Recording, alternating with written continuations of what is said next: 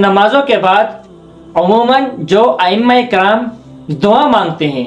अमूमन हाथ उठाकर, और अक्सर औक़ात जहरन भी मांगते हैं और बाज़ औक़ात सिरन भी मांगते हैं। लेकिन आजकल के दौर में जैसे आवाम को कुछ भनक पड़ी इसकी कि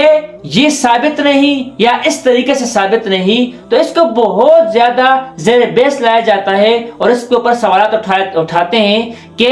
फ़र्ज़ नमाज के बाद जो ये इमाम दुआ करते हैं ये साबित नहीं और ये बिदअत है,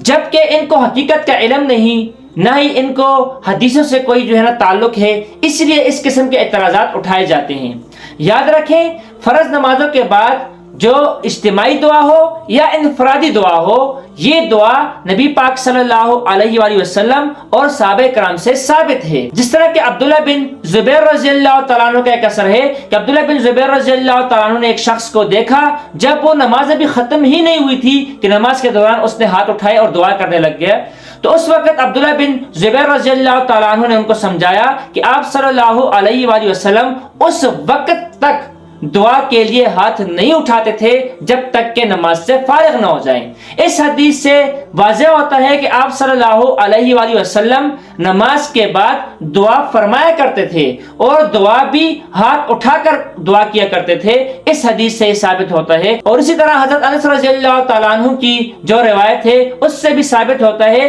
कि आप सल्लल्लाहु अलैहि वसल्लम ने फरमाया कि जो शख्स फर्ज नमाज के बाद हाथ उठाता है और ये अल्लाह ताला से दुआ करता है तो अल्लाह ताला उसकी दुआ रद्द नहीं फरमाते। इन हदीस से साबित होता है कि फर्ज नमाज के बाद दुआ करनी चाहिए। ये भी सहाबा कराम और नबी पाक सल्लल्लाहु अलैहि वसल्लम से साबित है। और इससे ये भी वाज़ेह होता है कि फर्ज नमाज के बाद कबूलियत का वक्त होता है और फर्ज नमाज के बाद जो दुआ की जाती है अल्लाह रब्बुल इज्जत इसको कभी भी रद्द नहीं करते। इसलिए फर्ज नमाजों के बाद जो दुआ मांगी जाती है इसको बिदअत नहीं कहा जा सकता, अलबत्ता इसको सुन्नत दायमा या मुस्तमर्रा कहना कि आप सल्लल्लाहु अलैहि वसल्लम ने हमेशा ऐसे की है, इसमें मुआज़बत फरमाई है और इसके करने का हुक्म दिया है, इस तरह समझना, तब ये बिदअत बन जाता है।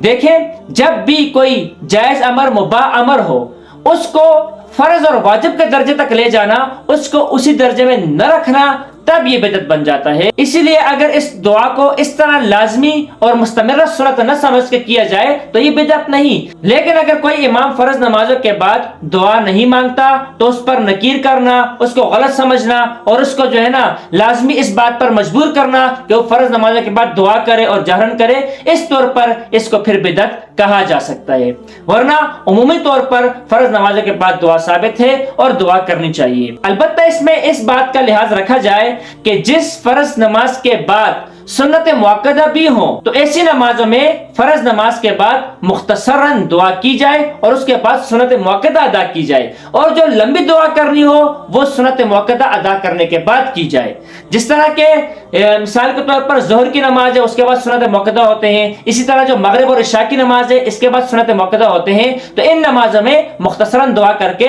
सुन्नत मुअक्कदा और वितर वगैरह अदा करने चाहिए। अलबत्ता जिन नमाजों के बाद सुन्नत मुअक्कदा नहीं, मिसाल तौर पर सुबह के फर्ज नमाज के बाद सुन्नत मुअक्कदा नहीं, और इसी तरह जो असर की नमाज है उसके बाद कोई नवाफिल वगैरह नहीं है, तो फजर और असर के